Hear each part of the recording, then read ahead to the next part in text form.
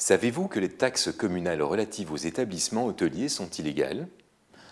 Un récent arrêt de la Cour de cassation et la Cour constitutionnelle permettent de le soutenir. Mais au fait, d'où vient cette taxe communale?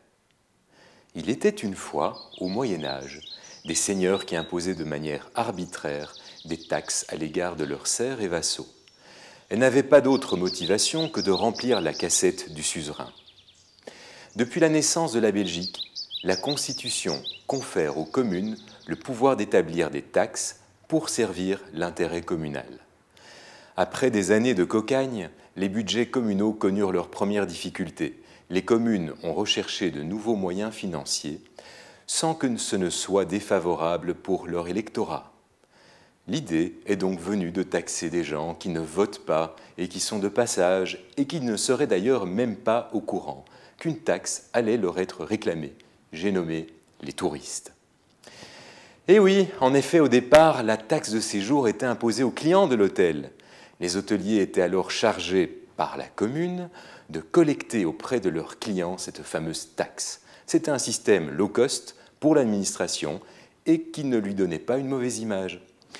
Par la suite, le rôle de l'hôtelier passa, par un tour de sorcier, de percepteur des impôts à celui de contribuable payant des taxes dont il n'était pas redevable.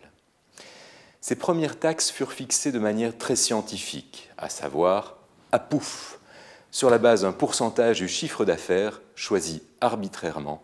Généralement, il se situait aux alentours de 10% du chiffre d'affaires brut. C'est surréaliste, n'est-ce pas? Ce qui l'est encore plus, c'est que ce système du pourcentage qui était manifestement illégal est pourtant plus juste que celui que nous connaissons aujourd'hui.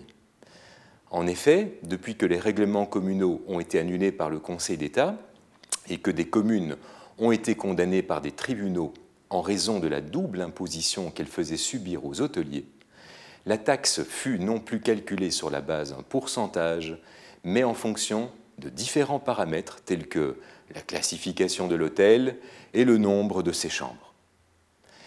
La taxe est désormais due, que l'hôtel soit en bénéfice ou en perte, et la plupart des taxes ne sont aucunement proportionnelles au chiffre d'affaires réalisé. Il faut bien dire qu'un hôtel est solvable, ou à tout le moins saisissable, jamais délocalisable, et surtout, il ne vote pas.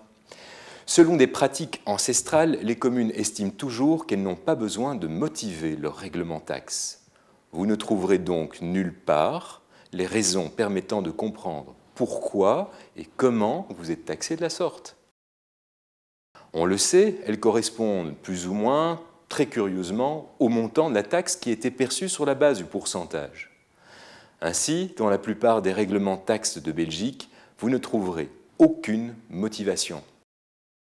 Or, précisément, par un arrêt de 2014, la Cour de cassation a dit pour droit que la motivation de la taxe communale doit ressortir du règlement ou du dossier de la commune. À défaut, il est illégal. Mais ce n'est pas tout. La Cour constitutionnelle nous a également donné un nouvel argument permettant d'établir que les taxes qui se fondent sur la classification établie par la COCOF, par exemple, sont illégales. Ce serait presque une histoire belge. Jugez plutôt.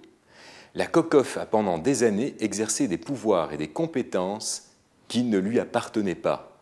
La Cour constitutionnelle a en effet récemment rappelé que seule la région dispose de compétences et de pouvoirs en matière de tourisme.